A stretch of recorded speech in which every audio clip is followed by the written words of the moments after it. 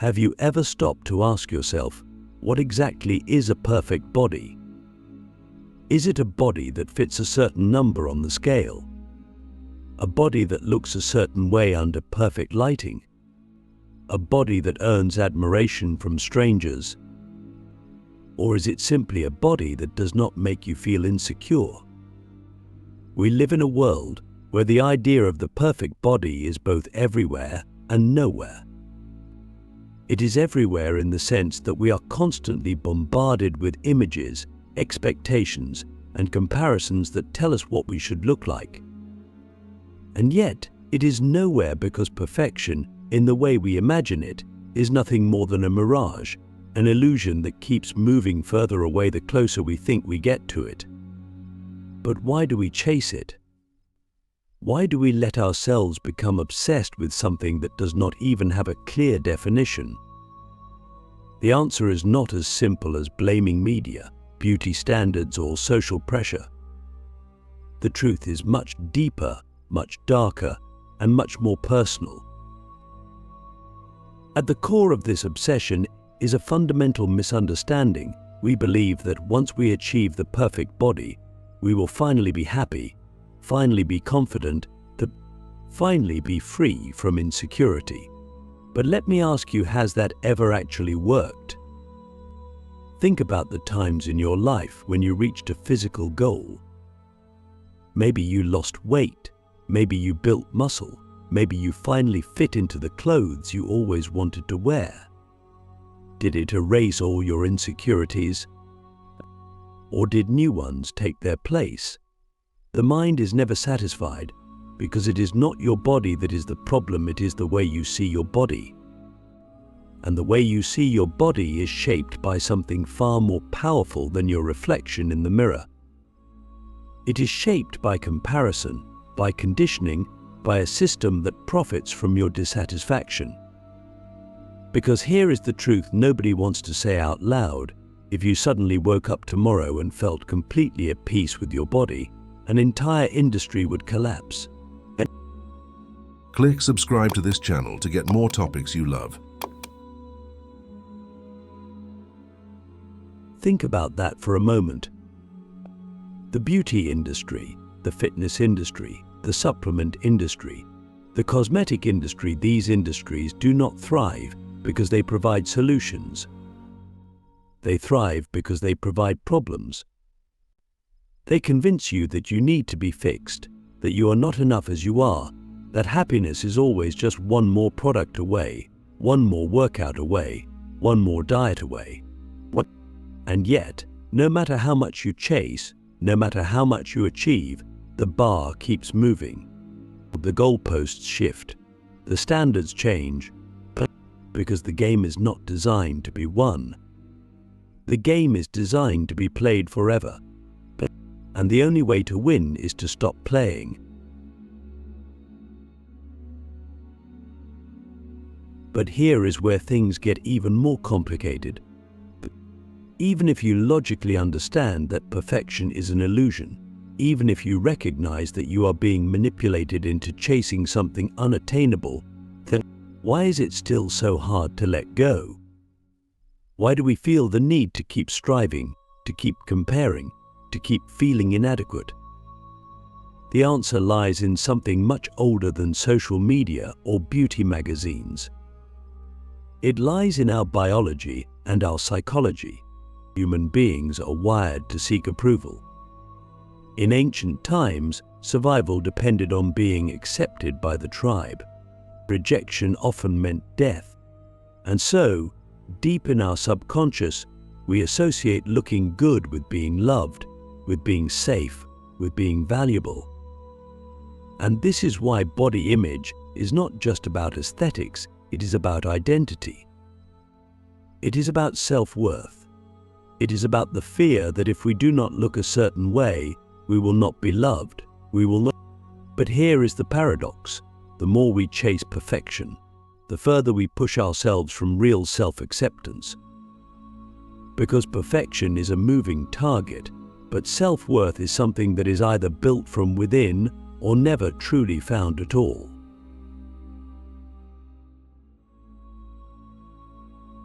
So let me ask you, when was the last time you looked at yourself without judgment? Not through the lens of comparison, not through the filter of what you should be, but simply as you are. When was the last time you appreciated your body, not for how it looks, but for what it does? Your body is not an ornament, it is an instrument. It carries you through life, it allows you to experience the world, it fights for you every single second to keep you alive.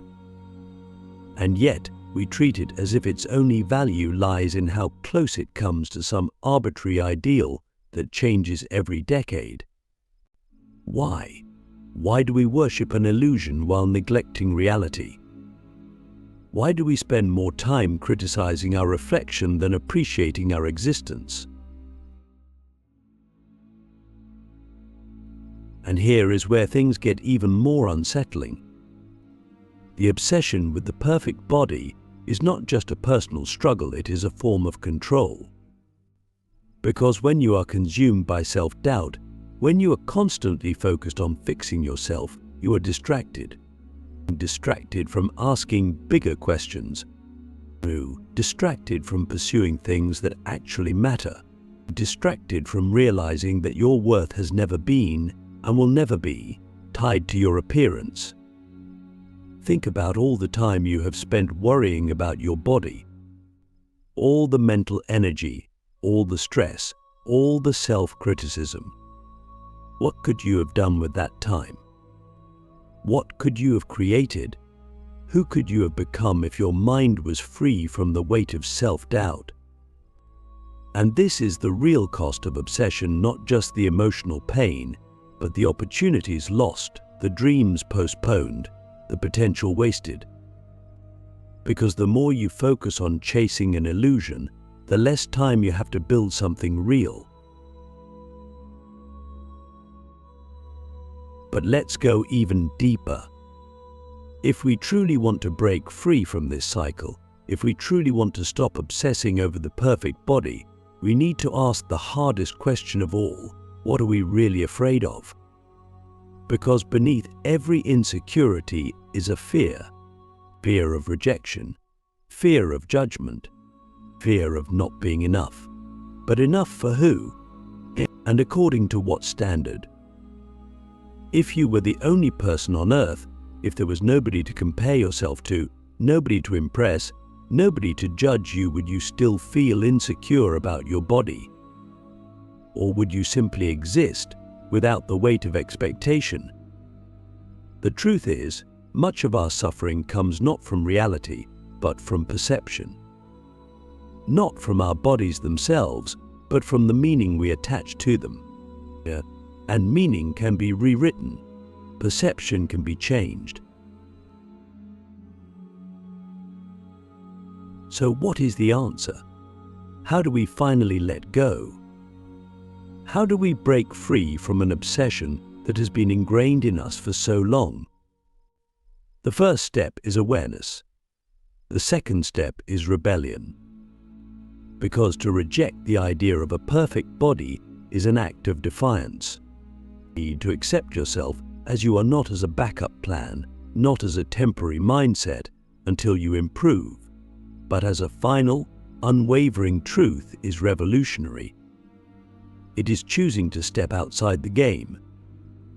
It is refusing to let an illusion dictate your happiness. It is deciding, once and for all, that your worth is not up for negotiation. But this is not something that happens overnight. It is a process, a battle, and sometimes the hardest war to win is the one we fight against ourselves.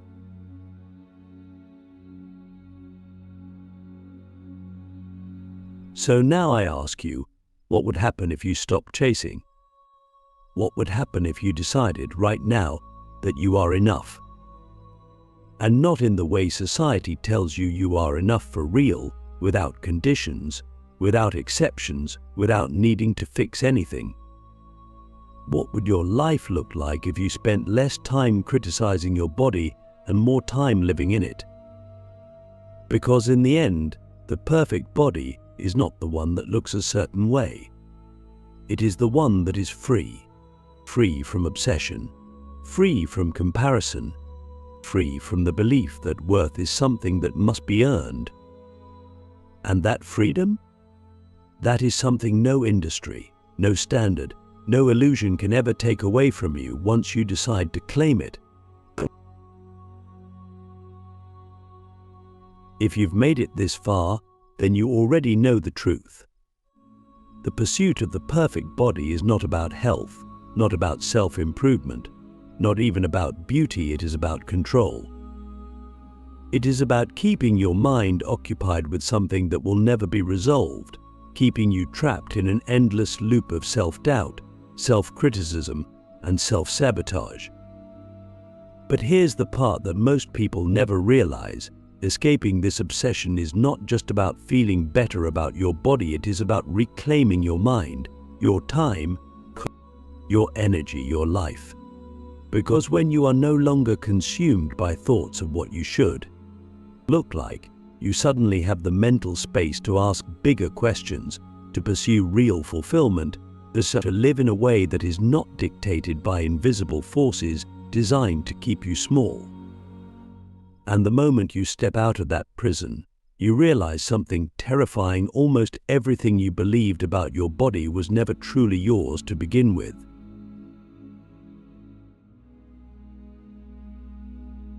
Think about it. When did you first start feeling like your body wasn't good enough? Can you pinpoint the exact moment? Was it when you saw an airbrushed model on a magazine cover? Was it when someone made an offhand comment about your weight? Was it when you scrolled through social media and saw endless images of people who seemed effortlessly perfect? Or was it something quieter, something more insidious? Years of subtle messages, advertisements, expectations, all layering on top of each other until one day, without even realizing it, you internalized the belief that your body was a project to be fixed, rather than a home to be lived in. And once that belief takes root, it controls everything. It dictates how you eat, how you dress, how you move, how you interact with people, how you see yourself in every passing reflection. It becomes a filter through which you experience life. And the most dangerous part, you don't even question it. But let's question it now. Let's break it apart. Because if you are going to reclaim your mind, you have to understand what stole it in the first place. The beauty industry, the fitness industry, the diet industry, these are trillion-dollar machines that rely on one thing, your insecurity. They do not sell products, they sell problems. And then they sell you the solution to the problem they created. They tell you that happiness is on the other side of losing 10 pounds, that confidence comes from having abs, that self-worth is tied to a number on a scale. And yet, no matter how close you get to their so-called perfection, it is never enough. Because they need you to stay chasing. They need you to stay dissatisfied. A person who is at peace with themselves does not buy their products. A person who loves themselves as they are does not fuel their economy. The system does not profit from your self-acceptance, it profits from your self-doubt. And once you see that, once you really see it, you cannot unsee it. But here's where things get even darker. This obsession with the perfect body is not just about money, it is about power. Because a population that is hyper-focused on their appearance is a population that is easier to control. When you are constantly worried about how you look, you are not thinking about the things that actually matter. You are not questioning the systems that exploit you. You are not challenging the narratives that keep you small. You are not stepping into your full potential because you are too busy standing in front of a mirror, picking yourself apart. And that is exactly what they want. A distracted mind is a powerless mind. A person who is obsessed with their body is not thinking about their ideas, their dreams, their impact on the world. They are too busy shrinking themselves physically, mentally, emotionally. And that is why breaking free from this obsession is not just an act of self-love, it is an act of rebellion. So now, the real question, how do you escape? How do you stop obsessing over something that has been ingrained in you for years, maybe even a lifetime? The first step is awareness. You have to recognize the programming. You have to see the illusion for what it is. Every time you feel the urge to criticize your body, pause and ask yourself, where did this thought come from? Who benefits from me believing this? Is this my true opinion, or is this a belief I have been conditioned to adopt? Because once you start questioning, the illusion starts to crack. The second step is detachment. You have to separate your identity from your appearance. You are not your body. You are not the number on a scale. You are not defined by how closely you fit into a manufactured ideal. Your body is a vessel, it is not you. And the more you detach from the idea that your worth is tied to your looks, the freer you become. But the hardest step, the one that most people struggle with, is reprogramming. Because once you recognize the illusion, once you detach from it, you have to replace it with something stronger, something real. And that means redefining what your body actually is to you. Instead of seeing it as an ornament to be perfected, see it as an instrument to be used. And focus on what your body does rather than how it looks. Your body allows you to move, to feel, to experience life. It carries you through every joy, every challenge, every adventure. But it is not here to be admired, it is here to be lived in. And the more you shift your focus from aesthetics to function, from external validation to internal appreciation, the more the obsession fades. But this is not an overnight process. This is a battle. And the enemy is not just the media, not just society, not just the industries profiting off your insecurity. The enemy is also within. It is the voice in your head that has been trained to believe you are not enough. And that voice does not go away easily. It will fight to hold on. It will whisper doubts. It will resist change. But you have a choice. You can either continue to let that voice control you, or you can start talking back. You can start replacing self-criticism with self-compassion. You can start shifting your focus from what your body is to what your body does. You can start seeing yourself not as a project, but as a person worthy, valuable, enough. And this is the real secret. The perfect body is not the one that looks a certain way. It is the one that is free. Free from obsession, free from comparison, free from the belief that you have to change in order to be worthy. Because the truth is, you were never the problem. The problem was the belief that you were a problem to begin with. And once you let go of that, once you truly embrace the idea that you do not need fixing, you will experience a level of peace that no diet, no workout, no external validation could ever give you. So now, I leave you with a question. A question that, if you truly sit with it, will change everything. What would your life look like if you were no longer at war with your body? Imagine it. Imagine waking up and not feeling the weight of self-doubt. Imagine looking in the mirror and seeing yourself not through the lens of judgment, but through the lens of acceptance. Imagine all the energy you would free up, all the dreams you could chase, all the things you could create, if you were no longer consumed by something so meaningless in the grand scheme of life. Because in the end, your body is not your masterpiece, your life is. And the moment you stop obsessing over the illusion of perfection is the moment you start actually living. And that is the greatest freedom of all.